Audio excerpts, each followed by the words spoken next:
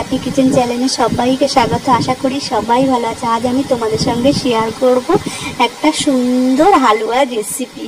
প্রথমে আমি এখানে 1 পেয়ালা সুজি, 1 পেয়ালা বেসন ও 1 পেয়ালা গুঁড়ো দুধ নিয়েছি, 1 পেয়ালা চিনিটাকে চিরা জল করে নিয়েছি। তারপর আমি এখানে বড় চামচের 2 চামচ ঘি দিয়েছি, এলাচ ও তেজপাতা দিয়ে সুজিটাকে দিয়ে ভাজা করে নিয়ে তারপর আমি এখানে 1 পেয়ালা বেসন দিয়ে বেসনটাকে ভাজা করে নিয়ে তারপর গুঁড়ো দুধটাকে গরম জলে গুলে অল্প অল্প করে দিয়ে কালারের জন্য আমি এখানে একটু ফুড কালার ব্যবহার করেছি।